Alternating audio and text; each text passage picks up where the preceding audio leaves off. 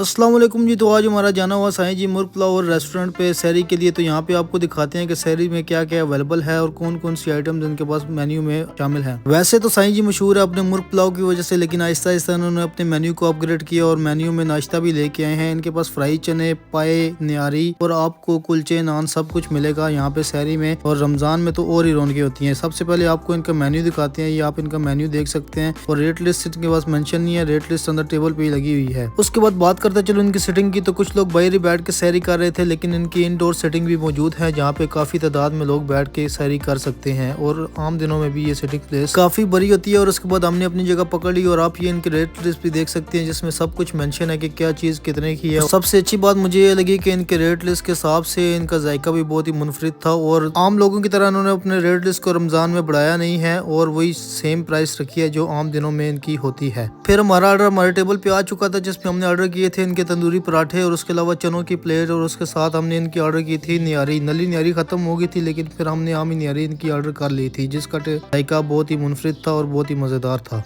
चलें अब टेस्ट की बारी आती है। टेस्ट करके आपको बताते हैं कि इसका टेस्ट कैसा है और यहाँ पे लोगों को आना चाहिए या नहीं। मैंने सबसे पहले इनका पराठा चेक किया। पराठा इनका एवरेज ही था, लेकिन न्यारी की तो क्या ही बात थी। न्यारी में काफी क्वांटिटी में बीफ भी शामिल था और न्यारी बहुत ही मजेदार लग रही थी। लेकिन टेस्ट करके मैं आपको यही रिकमेंड करूंगा कि जब भी आप साईं जी पे जाएं न्यारी खाने, तो उसको सिर्फ एक ही बात आपने कहनी है कि इसमें ग्रीन चिली थोड़ी कम डाले, क्योंकि इसने बहुत ज्यादा डाल ली थी। जब इसका मैं पहली बाइट लेता हूँ तो मुझे मजा ही आ जाता है, क्योंकि बहुत ही टेस्टी न्यारी थी और रमजान में क्वालिटी भी इन्होंने अपनी बरकरार रखी है। उसके बाद मैंने रुख किया चनों की तरफ। इनके फ्राई चने बहुत ही मजेदार थे और काफी तादाद में लोग यहाँ पे फ्राई चने ही खा रहे थे। इनके फ्राई चने की तो बात ही कुछ हो रहा है, क्योंकि यहाँ पे ये सर्व करते हैं आपको फ्राई चने, टमाटर, सलाद और जिसके ऊपर ही चटनी डाल के ये आपको सर्व करते हैं। जब आप इसका भी पहला बाइट लेंगे तो आपको मजा ही आ जाएगा।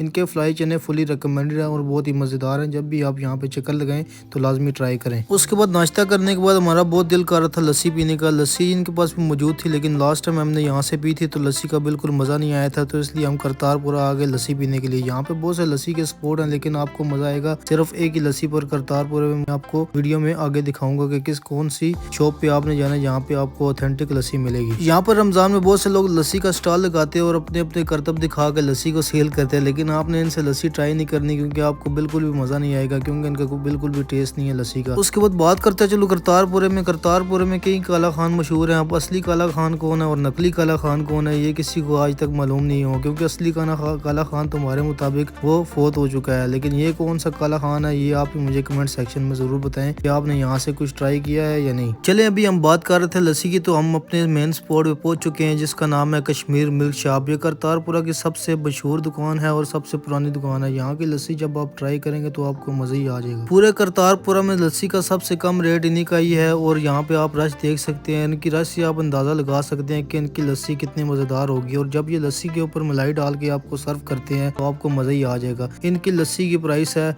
150 रुपया। बाकी जहाँ पे भी मैंने अभी तक लस्सी पी है वहाँ पे 200-250 रुपये का गिलास अभी तक मिल रहा है। लेकिन इनकी कोई शोशा नहीं है, क्योंकि सबसे ओल्ड दुकान है इनकी।